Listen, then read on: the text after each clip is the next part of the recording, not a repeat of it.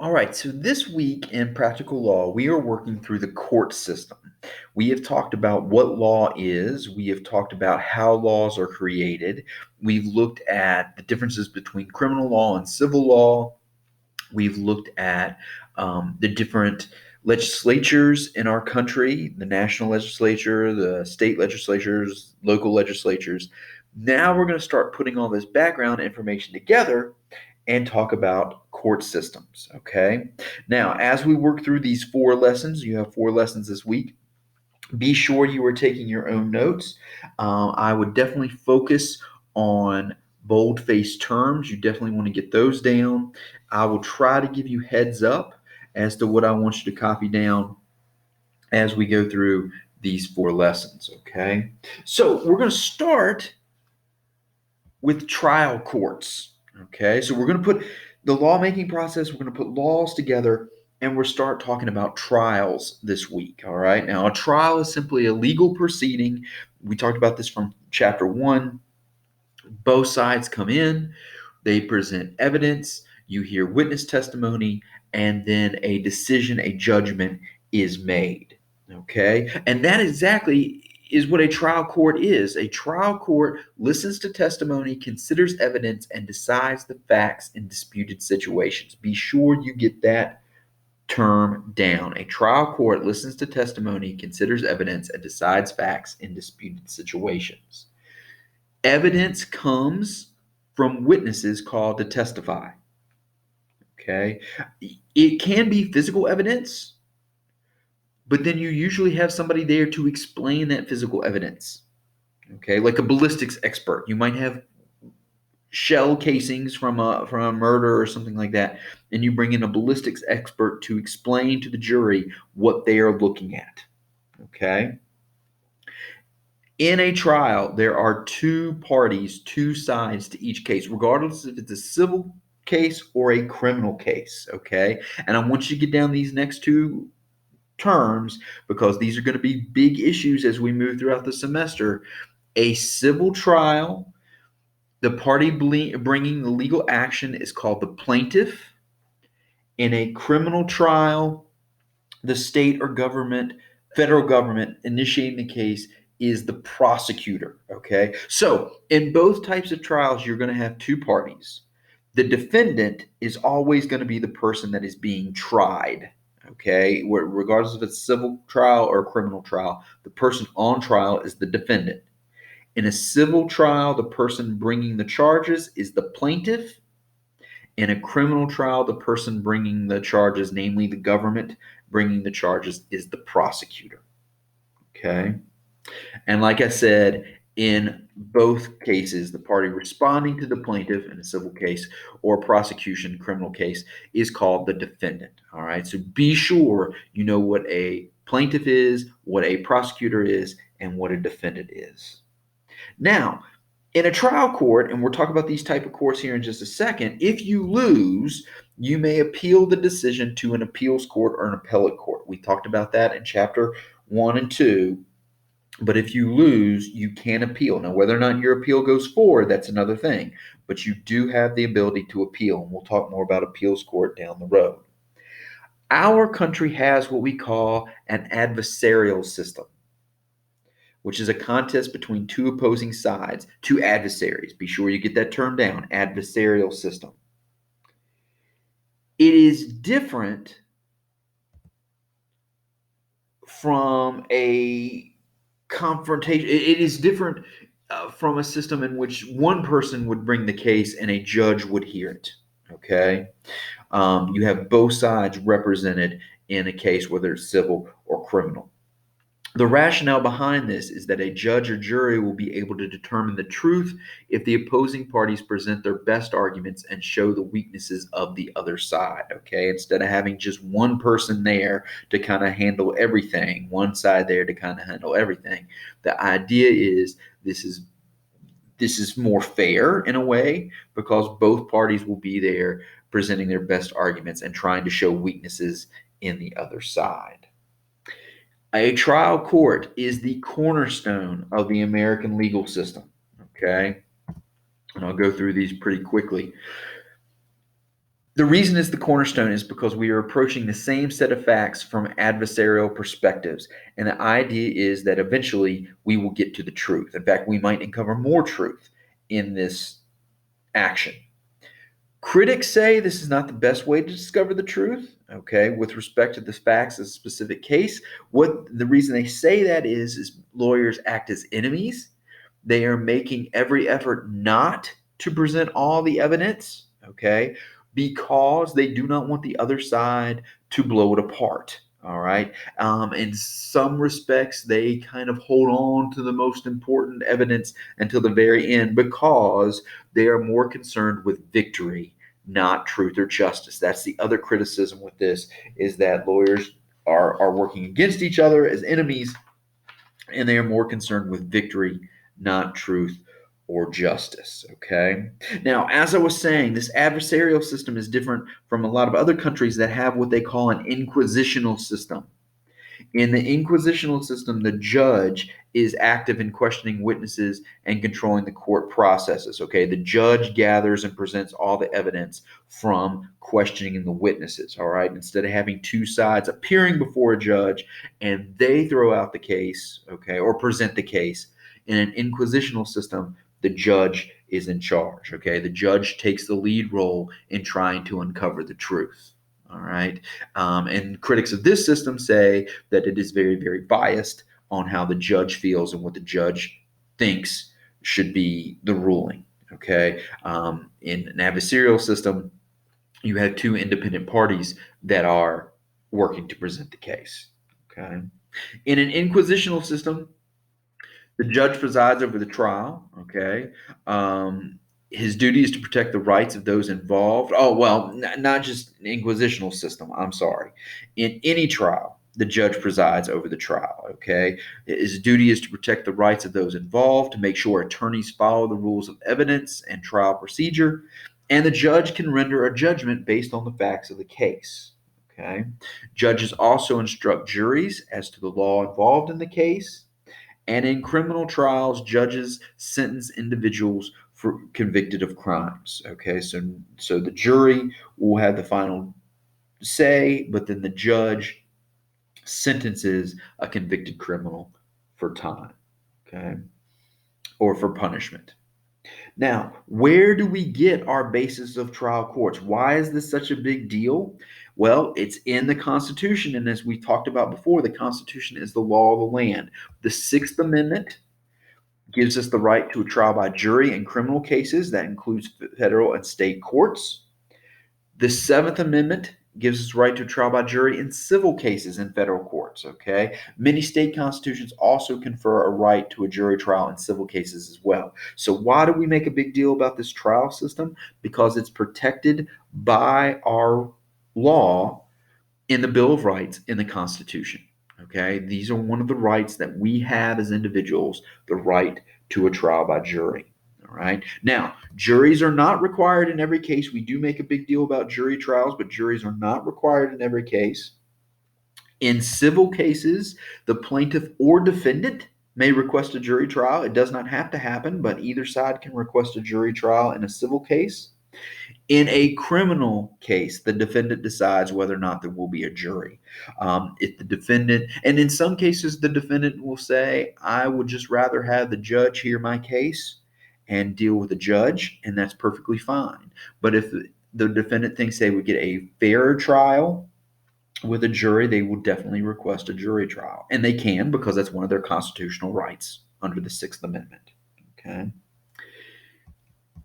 Most civil cases result in out of court settlement or trials by a judge. So you're very rarely going to see a jury trial in a civil case. Okay. Most of the time, it's out of court settlement or rule by a judge. Okay. Also, oftentimes in criminal cases, we don't get to a jury trial because of plea bargains. All right. Be sure you get this term down. Okay. Criminal cases often are not brought to trial thanks to plea bargains. A plea bargain is a pretrial agreement between the prosecutor and the defendant and his or her lawyer, which disposes the case without a trial. All right. I'll give you a good example of this. A couple of years ago, we were getting ready to go to trial. We had a field trip, and we were going to see a jury trial. And it was actually a high-profile jury trial. We were actually very, very excited to go see it. And at the last minute, the the defendant took a plea deal, and the trial got canceled. And our field trip was kind of a bust. It did not happen like we thought it was going to. Okay, so in both civil trials and criminal trials, it is very, very possible that we won't even get to the jury part, either because of a plea bargain or from the fact that it's simply settled out of court.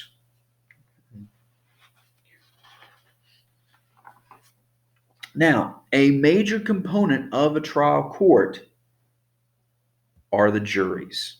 Okay, and I definitely want you to get down this slide about what it takes to be on a jury. A jury is charged with determining the facts and applying the law in a particular case. To be on a jury, you must be a U.S. citizen. You must be at least 18 years old.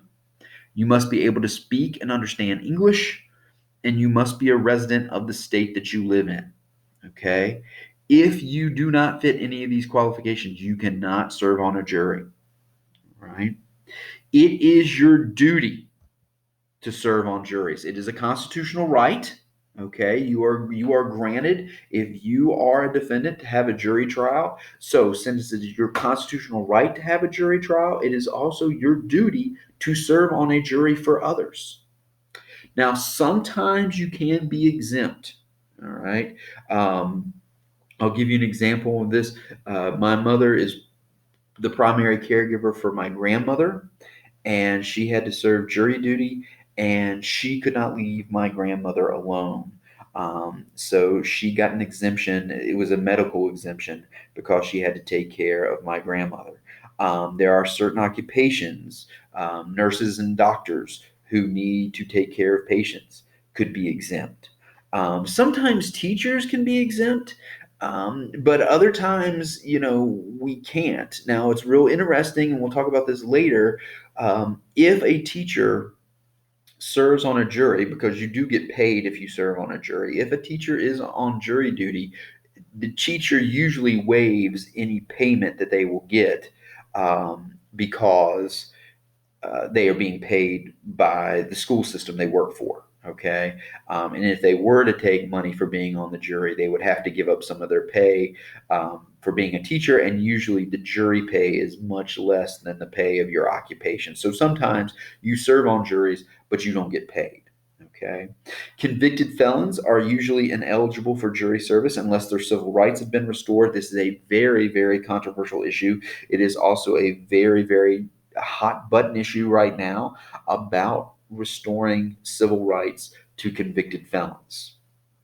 If you can show undue hardship or extreme inconvenience by serving on a jury, you can be excused. Now, the reasoning for this is because we want jury members to take their job seriously. We want them focused on the trial. And if they're focused on something else and they're not paying attention, that could mean justice is not going to be served correctly.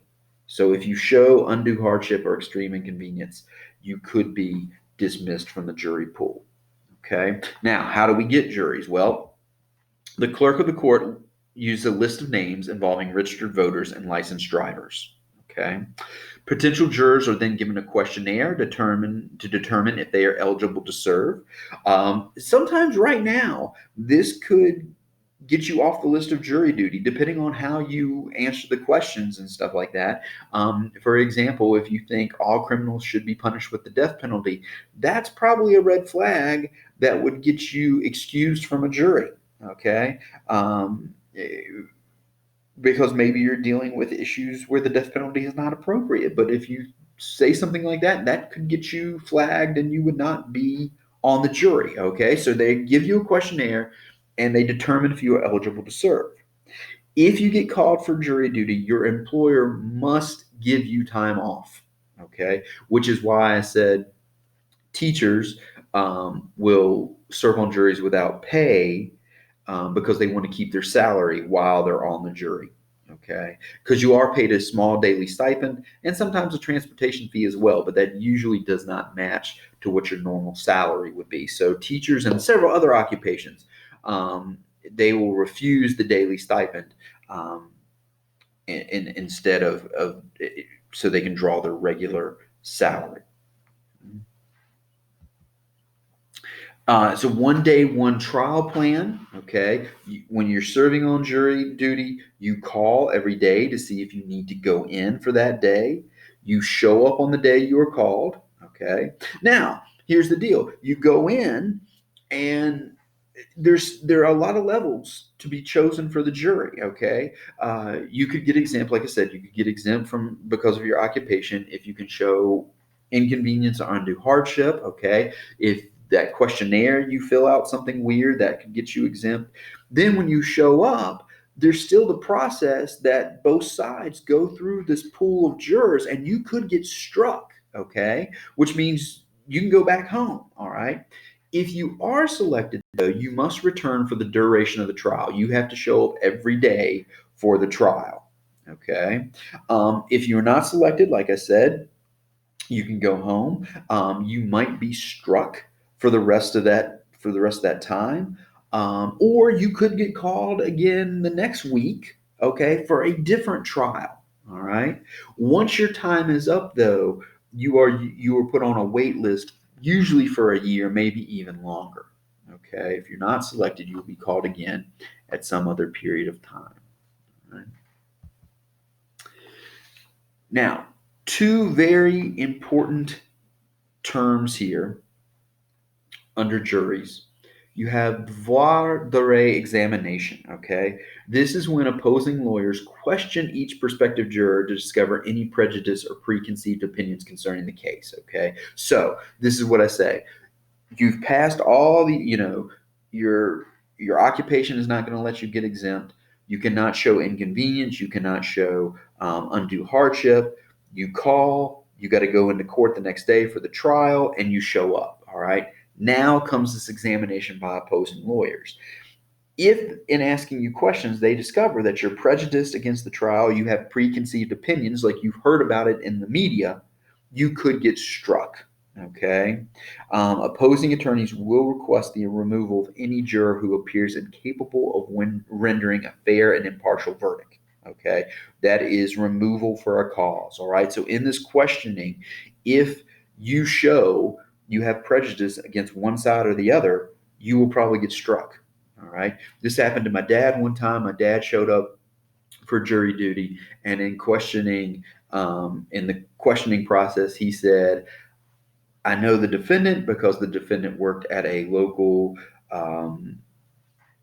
car service place that my dad frequented. And my dad said, yeah, I know this guy already. He works on my cars.